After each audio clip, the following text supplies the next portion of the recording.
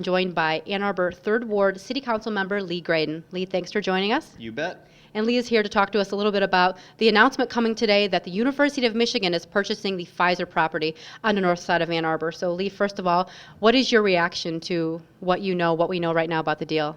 What we've been told is that today at the Regents meeting at 3 o'clock this afternoon, the Regents are expected to approve the purchase of all of Pfizer's property in Northeast Ann Arbor. The purchase price will be over $100 million. The closing date is unknown at this point. The university's intent is to create 2,000 plus new jobs over the next several years in life science, research, and healthcare.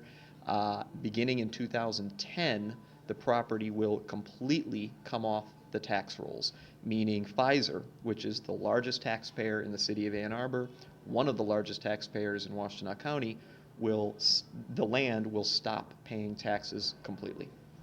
So that brings up a really interesting point that I know a lot of taxpayers in the city will be concerned about. What are we going to do to make up that loss of revenue? It's going to be difficult. This is really an interesting juxtaposition because on the one hand, it's great news that we have the university, which is a world-class institution, investing in the community even further and bringing 2,000 plus new jobs that will be great, high-paying jobs. That's wonderful news for the community, and there'll certainly be spin-off effects with folks shopping and spending money and hopefully a positive impact on the real estate market. But at the same time, this will have devastating consequences to the city. Pfizer, as I said, is our largest taxpayer. They generate, I believe, $12 million a year in property taxes in total, and about 1.5 to 2 million of that just for the general fund in Ann Arbor, which covers police, fire, park operations, and things like that.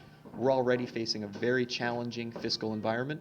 As the Ann Arbor News has reported, we're looking at a 10 to 15% budget cut in the next 2 years. That was before this announcement. We're going to have to cut even further, and we're going to have to ask the community and the city's employees to make sacrifices in order to weather this.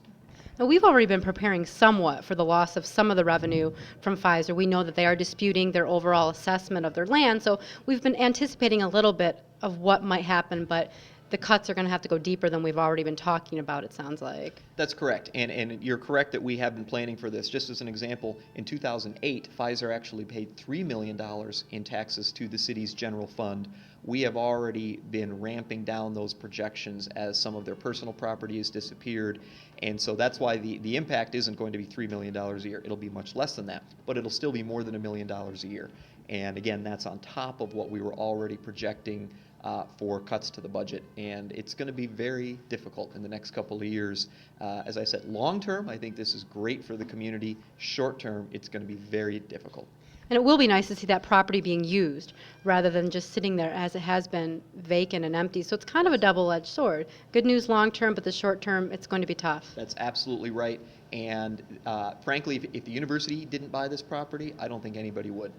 In this climate, economic climate, and the way the property is structured as basically an integrated system for its mechanical structures, the chances of somebody buying it and actually paying taxes were slim to zero. So it is very good news that the university will at least be using it and using it with good, high-paying jobs.